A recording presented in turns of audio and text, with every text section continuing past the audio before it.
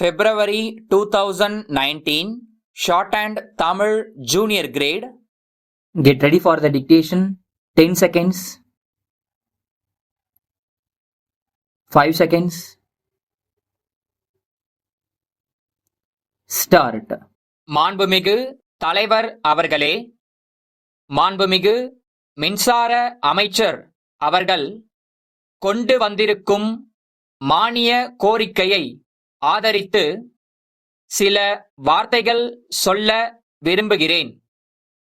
நமது நாட்டில் மின்சாரம் அதிகமாக உற்பத்தி ஆகிக் கொண்டிருக்கிறது என்று அரசு கணக்கில் இருக்கிறது.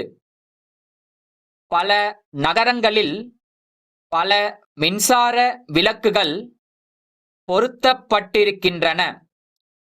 விதவிதமான விளக்குகள் நகரங்களை அலங்கரித்து வருகின்றன.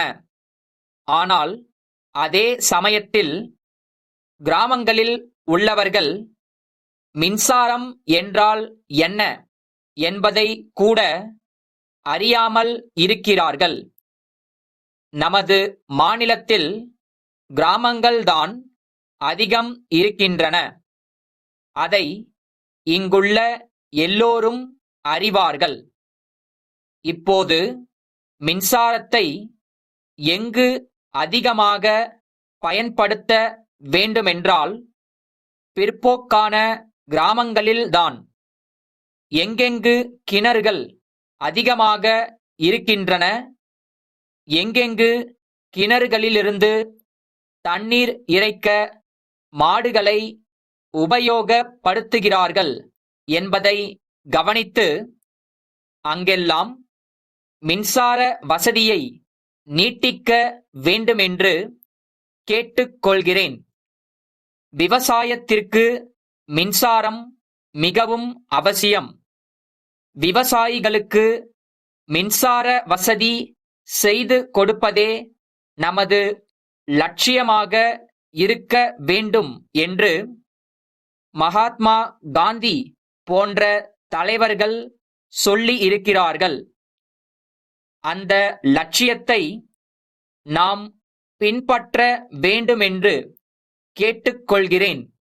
இப்போது நகரங்களில் பெரிய பெரிய ஆடம்பர விளக்குகளுக்கு எல்லாம் மின்சாரம் கொடுக்கப்படுகிறது. அதற்கு பதிலாக அந்த மின்சாரத்தை விவசாய வேலைகளுக்கு அளிக்கலாம் என்று தெரிவித்துக் கொள்கிறேன்.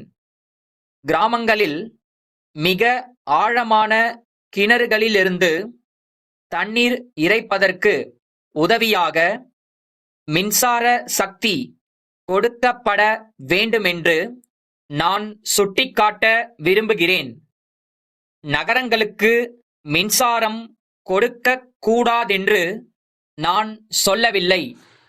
இருந்தாலும் ஆடம்பரமான காரியங்களுக்கு மின்சாரம் கொடுக்காமல் நகரங்களின் அவசியமான தேவைக்கு மட்டும் அளித்து, கூடுமான வரையில் நகரங்களில் மின்சாரத்தை சிக்கனமாக உபயோகித்து அந்த அளவுக்கு கிராமங்களுக்கு மின்சாரம் அளித்தால் விவசாயம் முன்னேறுவதற்கு உதவியாக இருக்கும் என்பதை தெரிவித்துக் கொள்கிறேன்.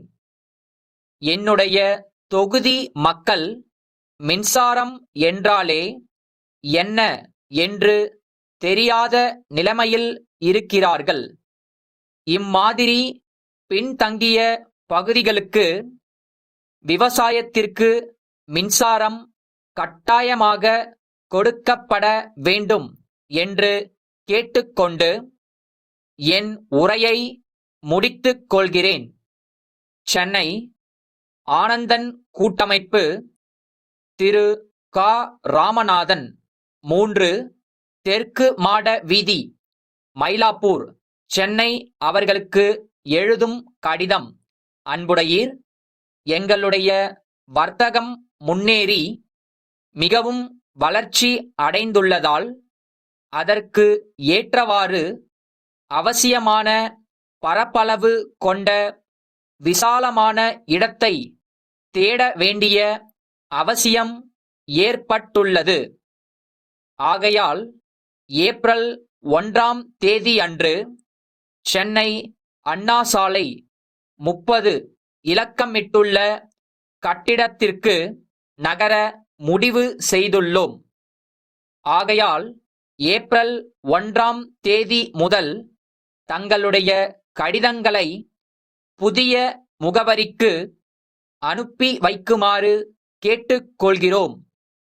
புதிய இடம் தாராளமாக இருப்பதால் கூடுதல் வியாபாரம் செய்வதற்கு உதவியாக இருக்கும் என்று நினைக்கிறோம்.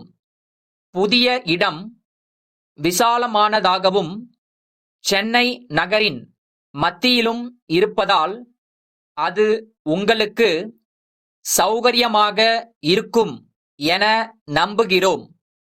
இந்த புதிய இடத்திற்கு தங்கள் வருகையை ஆவலோடு எதிர்பார்க்கிறோம். தங்கள் நம்பிக்கையுள்ள